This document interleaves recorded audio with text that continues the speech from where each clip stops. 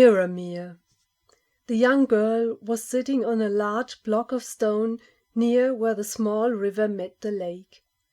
It did not matter to her that she inhabited the body of a grown woman, that a large part of herself was an adult trying to repress her feelings and function what she called normally in a world of work and duty and grown-up masks and appearances.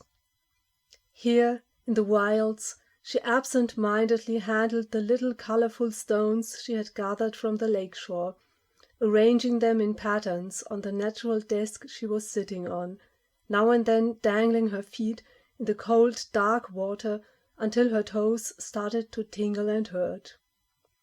The boulder that served her as a seat was partly covered with moss and lichen, almost as soft beneath her as a cushion. The fact that the moss was slightly moist made her adult self a bit uncomfortable, but this time she ignored her perfectionist desire to seek for a better spot.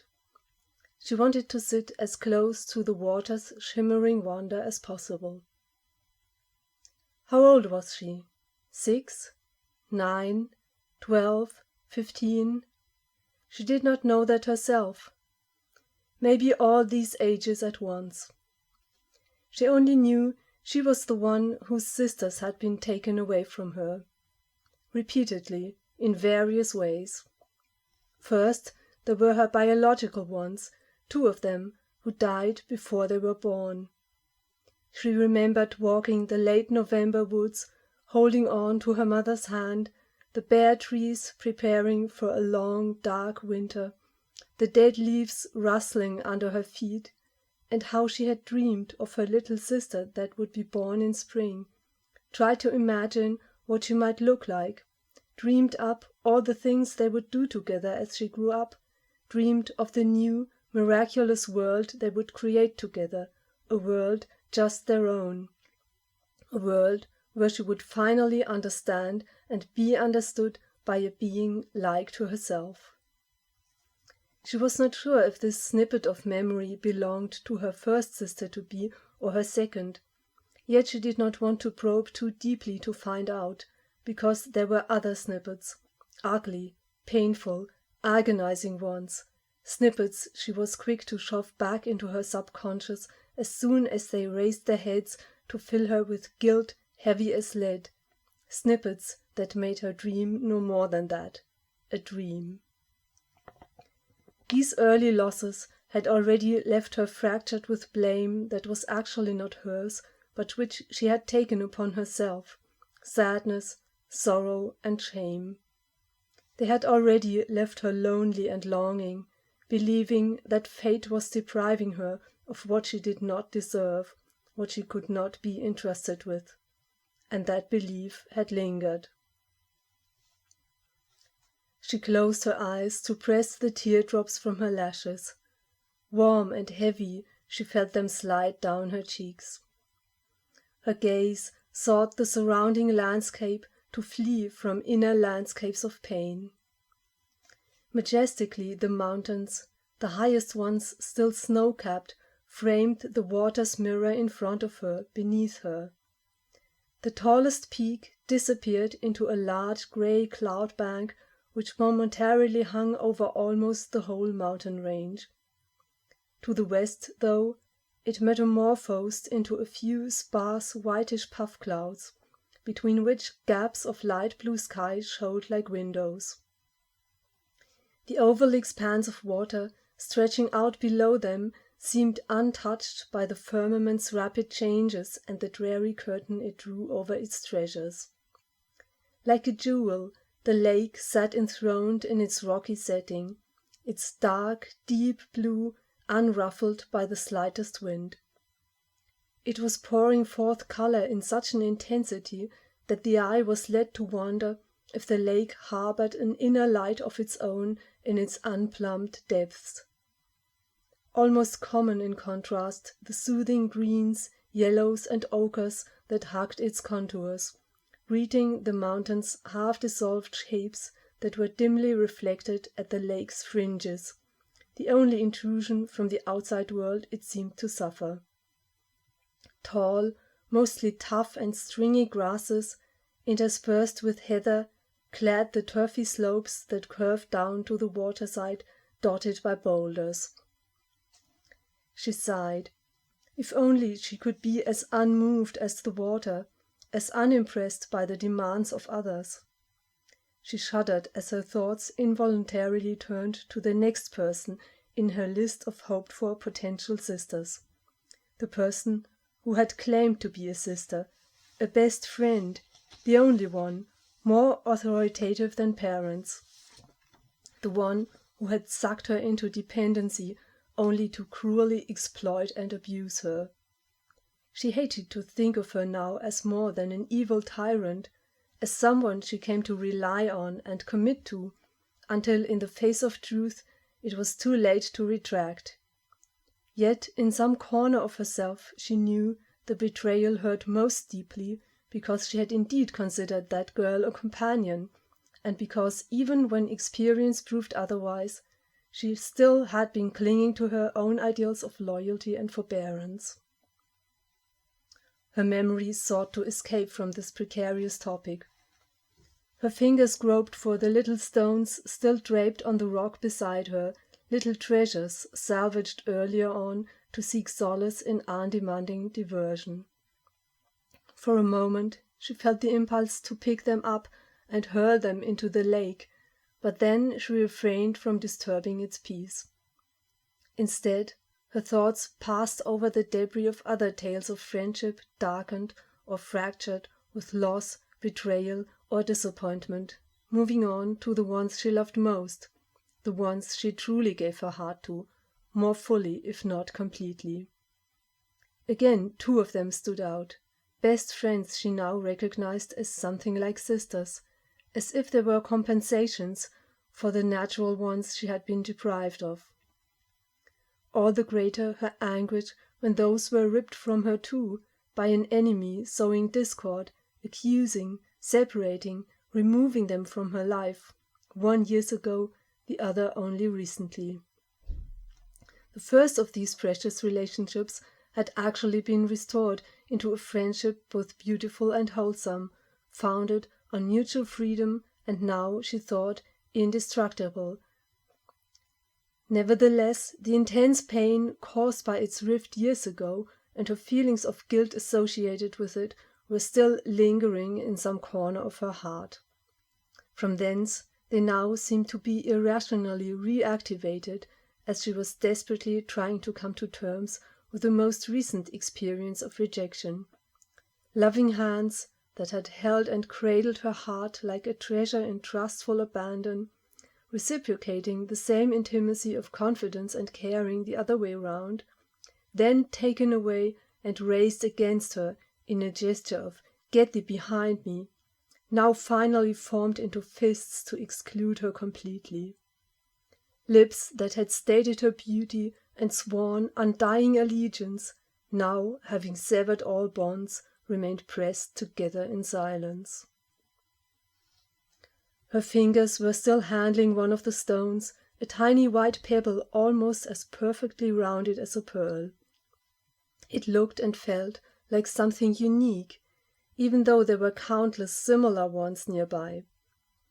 Her palm closed tightly around it, then opened and released it. She stroked it in an almost motherly gesture, then gently put it down on a dent in the rock with a sigh. It was her younger slayers, she conjectured, that suffered most from this abandonment that drove her to places she had not been to in a very long time.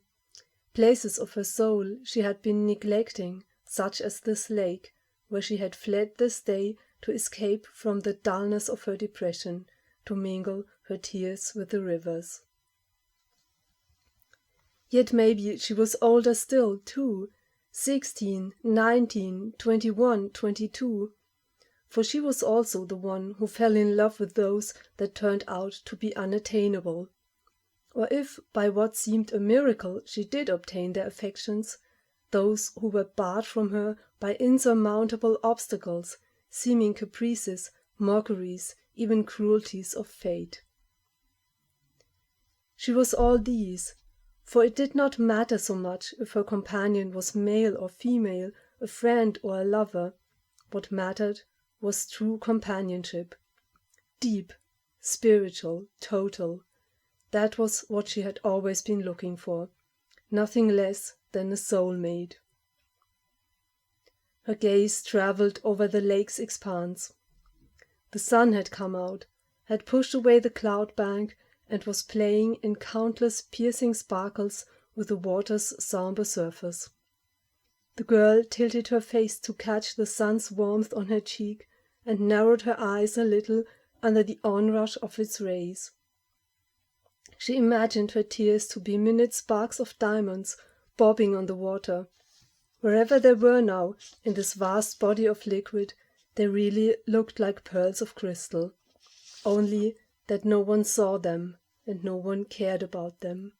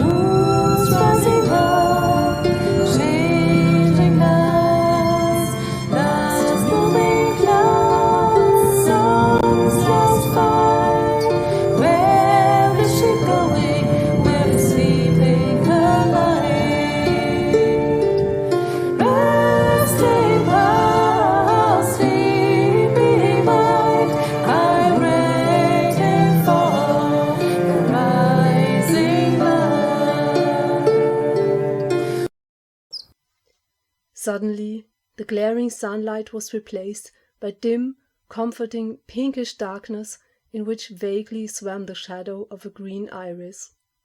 Hands were clapped softly over her eyes, making her see their own dim reflection on the insides of her lids that she had instinctively closed. A small smile played about her lips for a split second before she cautiously turned round. "You." Her voice did not show much surprise, and her face took on a sad expression once more. "Will you give me a chance to be here for you?" The voice seemed to come out of nowhere and to mirror her sadness like the mysterious waters of the lake mirrored the surrounding mountain ranges. Their all-encompassing gravity still present, yet mitigated by the deep blue of something other, their stark outlines softened by the constant movement of an element eternally alive. "Please?" the voice added. "I would, if I could believe you are real and not just a figment of my imagination." Cupped hands appeared over one of the little waterfall pools, filled within seconds, and splashed her face with a diamond shower of water. The sunlight on the brook twinkled with the echo of laughter. Quick as lightning, she stooped down and threw a handful of water in the direction the shower had come from, a broad, happy grin illuminating her features. "You used to be willing to buy into that, remember?" Her face fell again. "Those were different times. I was allowed to see you, to feel you, to touch you even, to hear you clearly." "It was not always like that," the voice contradicted. "Remember when we got to know each other, in settings like this one, you did not even know I was real. You thought you had dreamed me up, that with a little help from Tolkien you had invented that royal ranger of Middle-earth all yours, your personal Aragorn. As far as you knew, it was all you imagining our encounters, impersonating our dialogues, scripting our stories, writing our letters. What if it was just me after all? How do I know that's not all there has ever been to it? In fact, how do I know that's not all there is to it right now as we are talking?" she replied defiantly. "Exactly because you saw, heard, felt, touched, once even smelled me later on, and it was during those encounters that I assured you it had been me all along, only in various disguises." Her face softened. The shutters that had clouded her eyes were drawn back again. "Can you help me then? This time too?" She really sounded like a child now. "Please," she added. "Beloved, look into the lake." She bent down. At first all she saw was the still blue surface that had been her silent companion for the past few hours. A gust of wind ruffled her hair, but did not reach the water. Then slowly a figure emerged, dim, blurry, soft contours, muted colors, the form of a woman with long dark hair clad in a greenish gown, her body disappearing into the shoreline, the face looking at her, herself. For a moment she wondered if that was what he meant. "Not like before, more closely still, look deeper." She slipped from her rocky seat and got down on her knees on the turfy ledge, removing a few sharp-edged stones from beneath her that made her feel too uncomfortable. She stared at her reflection on the fringes of the lake, her mirror image that seemed to make no more of an impression on the polished jewel than the mountains skirting its gemstone oval all around, though her face in the water protruded further towards the center than these. She probed deeply into the green eyes, staring at her no less searchingly, as if either could find the answer to life's riddle in the other's sable pupil. Then her gaze traveled further, beyond her face, into the lapis-lazuli field of brightest, darkest, mysterious blues.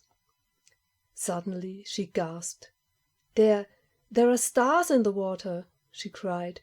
"Stars hidden in the depth, shining out from the bottom of the lake. It looks like a night sky." She threw back her head to scan the sky and quickly beheld a light pale blue with a few wispy shreds of cloud, an already slightly westering sun still riding high overhead. She jerked her face back down again to the dark and shimmering wonder beneath. "Mirrormere," she whispered. "Yes, this is like Mirrormere in your beloved Lord of the Rings. Durin the dwarf, the first of his race and future king of a people of many descendants, saw his coming kingdom and home to be from its shores, looking up to the mountains. In the lake's mirror he then saw reflected his own face, crowned by a tiara of 7 stars. Her eyes were wide with wonder, although she had read the story before and had many years ago been enchanted by it in her teenage euphoria. Centuries later, Gimli the dwarf took Frodo the hobbit with him to the lake as a special token of friendship and honor. Her companion's voice was soft and dreamy, matching the way she felt right now. When Frodo looked in, although high up the sun was shining, he saw a dark evening sky bejeweled with stars. Moria, Durin's realm, had been conquered by enemies and its inhabitants had been slain.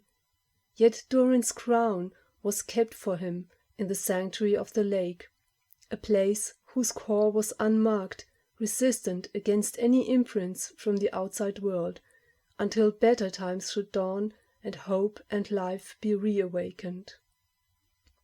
"That's beautiful," she whispered. It strangely touched some chord deep within her. Yet the question that was momentarily foremost on her mind erupted almost without her bidding. So, is this the authentic Mirrormere? Are there 7 stars sunk in its depths? And do they really form a crown? Hesitantly, she looked to her left, where she conjectured him to be sitting beside her or even kneeling with her, though she could not see him. "Have a look," he said with a smile in his voice. In her mind she could almost see him wink at her. Her face, aglow with anxious anticipation, bent down to the water's surface once more, her hair falling forward, nearly touching it, her fingers already laved by cool liquid where they were holding on to the bank's outermost patches of grass. 1, 2, 3, 4, 5, 6, 7. There are more than 7, she said with a twinge of disappointment. 12 in all. His voice was calm. Then it's not the real Mirrormere. Her face fell a little. When Gimli and his companions looked into the Lake of Wonder, he said solemnly, they could never see their own forms in its water, merely the mountain ranges around them and the sunken stars within. The only one who saw his reflection in it was Durin, because the crown was his. Then this must mean that this is my crown? Excitedly she turned her face to her left. Is that true? It is your crown, because it is your Mirrormere. And there are more mysteries hidden in its depths if you care to have another look. Her eyes were almost glued to the lake at water level this time. Surprisingly clear, her reflection shone out at her, the 12 stars adorning her brow and twinkling forth from between her hair before they completed their circle in the profound evening sky that interwove with her dark tresses. She caught her breath as she suddenly witnessed her green dress brighten into a shiny yellow and then a dazzling golden white. Her figure now loomed forth into the lake's center, standing queenly, tall and erect. Where minutes before the bank had cut off her bent legs, her feet were now firmly placed like a conqueror's on what appeared to be the sickle of a winter moon. For a long minute she was silent, imbibing the sight. "This is reality," the voice said with a smile. "It is a glimpse into your future." "It's stunningly beautiful," the woman said with awe in her voice. "But you know what?" She turned away from the water and smiled sadly. "I've never really wanted to be a queen. It's much too high for me and far too much of a responsibility. All I've ever truly wished for is—" She fell silent. "My dove," his voice had never sounded this tender to her before. "There is only one reason why you will be arrayed like this." Without her being able to say why, her gaze was drawn to the water once more. "Make a little room," she heard him gently say. Against all logic, she moved aside a bit. As she leaned towards the right, her reflection in the water followed, yet at the same time stayed where it had been. Gasping, she stared at what upon first sight seemed to be 2 mirror images of herself. Yet only one of them opened its mouth in response. The other gazed at her intensely with large eyes of midnight blue. The face was a little broader, the cheekbones a little more prominent, the hair a bit wavier, darker, and only shoulder length, the mouth a little firmer, framed by a short beard. She gave a cry of surprise and love, feasting her eyes on his features, here in the water's shimmering mirror at last revealed to her after years of longing and waiting, and more clearly even than ever before, she saw the likeness between them, barely daring to believe it. Where she seemed robed in the rays of the sun, he was the sun himself shining in all his glory. Yet the more she looked upon him, the brighter her features seemed to glow with a light arising from pools of affection within. Where a tiara of stars lay shimmering around her head like a wreath of choice delicate flowers, his crown was hardly heeded as living stars were dwelling, dancing, pulsating with life in his eyes. Yet, having gazed into those glorious mysteries, when she cast a quick glance back into her own eyes, they seemed to twinkle with breathtaking blossoms of starlight now too, a beauty kindled by love as it drank of beauty's and love's perfection. "This is why you will be arrayed like this," she heard his voice close to her ear, "because I am longing for a companion, someone equal, someone like me, a soulmate. Your deepest wish is mine." Tears welled in her eyes. Her heart started to beat wildly with anticipation, and a stab of longing so intense it took her breath away made her whirl around to her left, only to grasp air, to look on scenery that now seemed common, coarse, and lifeless in comparison. She sighed. Beloved, the reflections in the water were already trembling, dimming, vanishing, whether because her tears blurred them or because the moment of vision had faded. Yet she thought she saw the vague shadow, for such they now were, to the left, lift an arm to raise the chin of the shadow to the right. "Do you know why I chose Mirrormere of all places for this encounter?" She silently shook her head. "For one thing, this lake is a symbol of my eyes. There you sit enthroned forever as the queen of my heart. Nothing and no one could ever remove you." She exhaled deeply, feeling something within her heal at these words.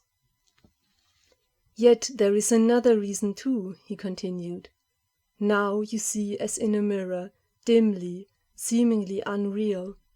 But there will be a time, my darling, even though that time is not now, when you will turn your face to mine, away from the mirror, and you will drink deeply from the deepest lakes of my eyes, forever, my love." She sighed deeply. A responding sigh heaved in the breeze, bent the tough, wiry grasses, even ruffled the imperturbable waters of the lake. This, more than anything, told her his longing was equal to hers, more than equal. For a moment it felt as if feathers had brushed her cheek, feathers or lips. "Then you will know, my sweetheart, then you will see. Know fully, as you are fully known. Then you will understand and enjoy." "See what?" she murmured. "Understand, know, enjoy what?" "Me, Jesus, your soulmate, your God."